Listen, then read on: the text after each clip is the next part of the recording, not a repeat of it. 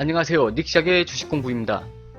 이번 시간에는 계좌관리에 관한 내용 중 켈리 공식을 주제로 하려다가 그러면 내용이 너무 짧을 것 같아서 그의 기초가 되었던 포뮬러 플랜도 함께 살펴보도록 할게요.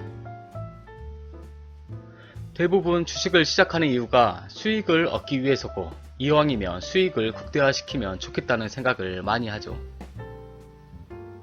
그리고 우리는 복리의 마법 공식에 따라서 수익이 난 모든 이익금도 투자를 함으로써 수익을 극대화시키려고 합니다.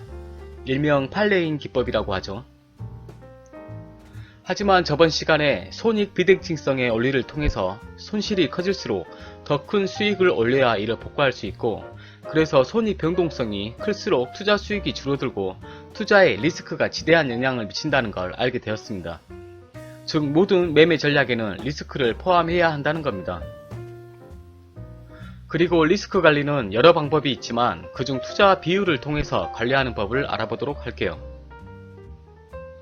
예를 들어보면 A라는 사람과 B라는 사람이 100만원의 투자금으로 월별로 수익이 60% 났다가 손실은 40% 나는 그런 매매를 3년간 실시하였다면, 이때 A라는 사람은 가진 돈의 100%를 투자하고 B라는 사람은 가진 돈의 50%를 투자하였다면, 간단히 계산하면 A라는 사람은 매월 20%의 수익이 나고 B라는 사람은 매월 절반만 투자를 하였으니 10%의 수익이 날 거라고 생각을 하지만, 그 결과는 A라는 사람은 원금이 48만원이 남게 되고 B라는 사람은 원금이 220만원으로 불어나게 됩니다. 100% 투자자는 50%가 넘는 손실이 생겼고 50%의 투자자는 100%가 넘는 수익이 발생하였어요. 보기 편하게 정리를 해보자면 둘 다 같은 손익비지만 A라는 사람은 지속적인 손실을 보게 되고 B라는 사람은 지속적으로 수익을 본다는 걸 알 수 있어요. 물론 극단적인 예로 설명을 했지만 우리가 봐야 할 건 계좌 관리를 통해서 손실이 날 수도 있는 매매를 수익으로 되돌릴 수 있다는 걸 발견하게 됩니다. A라는 사람에 비해 B라는 사람은 투자금을 절반으로 줄임으로써 손익 변동성을 낮추었습니다. 즉 전체 계좌의 60% 수익 40% 손실에서 30%의 수익 20%의 손실로 바꾼 거죠.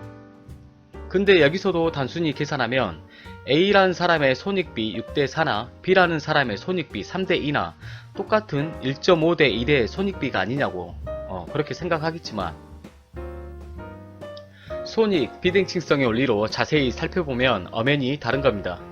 A라는 사람은 40%의 손실이 나면 66.7%의 수익을 내야 하지만 60%의 수익을 올리기 때문에 지속적인 마이너스로 향하게 되고, B라는 사람은 20%의 손실이 나면 25%의 수익을 내야 하지만 30%의 수익을 내기 때문에 추가 수익률이 지속적으로 쌓이게 됩니다. 이렇듯 B라는 사람은 계좌 관리만으로도 손실이 날 수 있는 상황을 수익으로 되돌릴 수 있는 구조로 바꾸었고, 그 방법을 주식과 현금의 5대5 리밸런싱을 활용하였습니다. 이 방법은 사실 클로드 셰넌이 MIT 강의에서 했던 셰넌의 도깨비라 불리는 내용인데요. 주식과 현금을 1대1의 비율로 지속적인 리밸런싱을 통해서 돈을 벌 수 있다고 하였습니다. 사실 이런 조건이 맞는 시장을 찾기도 어렵고 거래 수수료 때문에 현실에 동떨어질 수도 있다고 하였습니다. 그런데 그는 연평균 복리 수익률을 28%를 유지하면서 워렌 버핏에게도 많은 영향을 준 것으로 알려져 있습니다. 이러한 셰넌의 도깨비는 종률법이라는 포뮬러 플랜의 한 종류입니다. 여기서 포뮬러 플랜의 종류들을 보자면 거치식 투자 전략인 종률법, 정해법, 변율법이 있고 적립식 투자 전략인 평균법과 척도법이 있습니다. 그럼 하나씩 살펴보도록 할게요. 첫 번째로 정률법은 셰넌의 도깨비라고 불리기도 하고 주식과 안전자산을 정해진 비율로 주기적인 리밸런싱을 해주는 건데, 셰넌은 1대1의 비율이 기하 평균을 높여서 투자 수익을 최대한 할 수 있는 방법이라고 하였습니다. 변동성이 큰 횡보 구간에서 특히 효율이 좋고 가장 흔히 사용하는 방법이기도 합니다.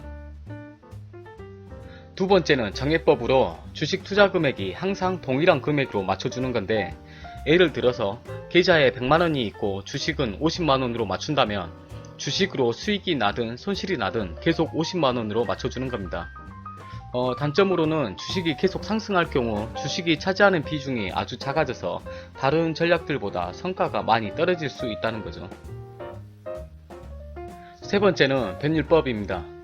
주가의 위치에 따라서 주식과 안전자산의 보유 비율을 변경하는 방법인데요. 예를 들어서 주가를 1년간의 최저점 지역과 최고점 지역, 그리고 중간 지역 이렇게 3등분을 하여 최저점 지역으로 오면 주식과 안전자산을 7대3의 비율로, 그리고 중간 지점으로 오면 주식과 안전자산을 5대5의 비율로, 그리고 최고점 지역으로 오면 주식과 안전자산을 3대7의 비율로, 뭐 이런 식으로 비율을 변경해 주는 겁니다. 이 외에도 각자 개인에 맞게 여러 방법으로 비율을 설정할 수 있고, 변동이 큰 시장에서 정률법보다는 높은 성과를 내는 게 특징입니다. 이번에 적립식 투자 전략인 평균법을 알아보도록 할게요. 평균법은 주기적으로 고정된 금액으로 주식을 매수하면서 적립하는 방법입니다. 기간별로 나눠서 투자함으로써 매입 단가의 평준화 효과를 볼 수 있고, 여러 위험으로부터 회피할 수 있다는 그런 장점이 있죠. 마지막으로 척도법입니다. 척도법은 주식의 평가 금액이 일정하게 상승하도록 주기적으로 적립해 나가는 전략입니다. 예를 들어서 A라는 종목을 매달 100만원씩 증가하도록 전략을 세웠다면 첫째 달에 100만원을 매수하고 두 번째 달에 평가 금액이 90만원이 되었다면 200만원으로 맞춰야 되기 때문에 110만원을 매수하는 겁니다. 그리고 세 번째 달에 평가 금액이 230만원이 되었다면 이번에는 300만원으로 맞춰야 되니까 70만원을 매수하여 300만원에 맞춰가는 이런 식이죠. 척도법은 전략이 길어질수록 다른 전략에 비해서 더 큰 성과를 낸다는 장점이 있고, 단점으로는 투자 금액이 매번 달라질 수 있어서 자금 계획을 세우기가 어렵다는 점이 있습니다. 포뮬러 플랜은 리밸런싱 대상을 어떤 자산으로 대처하느냐에 따라서 수익률이 달라지고, 모든 매매가 그렇듯이 시장 움직임에 따라서 투자 성과가 차이가 난다는 거죠. 아무튼 그때 당시에 사람들도 어떻게 하면 안전하면서도 추가 이익을 얻을 수 있을까 하는 그런 많은 연구를 한 것 같아요.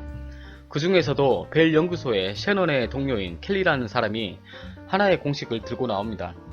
바로 그 유명한 켈리 공식이죠. 켈리 공식은 이론적으로 파산 확률을 줄이면서 복리로 수익을 누적시킬 수 있는 최적의 투자 비율을 구하는 공식이죠. 간단히 살펴보자면 F는 B분의 BP 마이너스 Q인데, 이때 F는 투자 비율이고 P는 이길 확률, 그리고 Q는 질 확률, B는 손익비입니다. 이 공식을 계산하기 편하게 풀었으면 바로 옆에 있는 공식이 되는 거겠죠. 그럼 간단히 예를 들어서 투자 비율을 구해보도록 할게요. 만약 어떤 주식을 매수하는데 이 종목이 오를 확률과 내릴 확률이 각각 50%입니다. 그리고 가격이 올랐을 때 익절을 5% 수익이고, 가격이 내리면 손절이 2% 손실이 되면 먼저 손익비를 구하면 이익이 날 때는 5% 익절이고 손실이 날 때는 2% 손절이니까 5 나누기 2를 하면 손익비는 2.5가 되겠네요. 그리고 손익비에 2.5 플러스 1을 하면 3.5가 되고, 여기에 3.5 곱하기 이길 확률 0.5를 곱하면 1.75가 나오고, 여기에 1을 빼면 0.75가 나오네요. 그리고 0.75에서 손익비 2.5를 나누면 0.3이 나오므로 투자 비율은 30%가 되겠네요. 만약 익절이 3%, 손절이 2%로 잡으면 투자 비율은 16%로 줄어들겠네요. 그냥 보고 있으면 어려워 보이는데 몇 번 계산해보면 굉장히 쉬워요.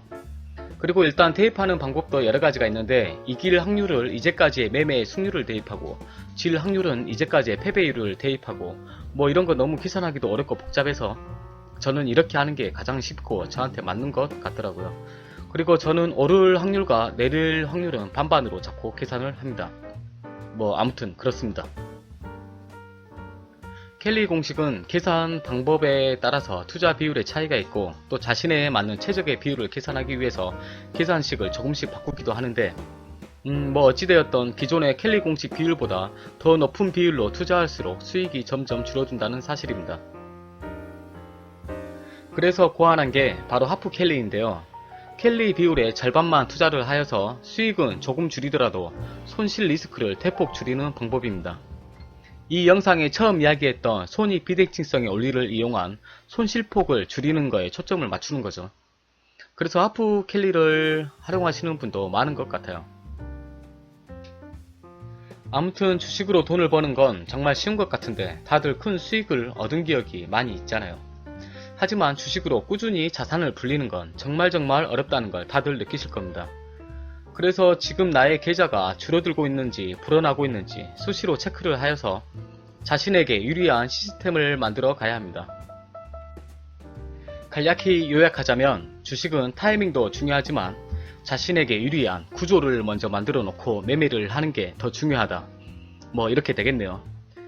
저번에 이어서 이번에도 계좌 관리의 중요성을 이야기했으니까 다음 시간에는 차트 분석 이야기로 살짝 넘어가야겠네요. 아무튼 쉬는 날이 또 이렇게 흘러갑니다. 저는 이제 맥주 한 캔에 영화 한 편 보고 이제 잠자러 가야겠네요. 닉샥의 주식공부 닉샥이었습니다. 다음에 또 뵙죠.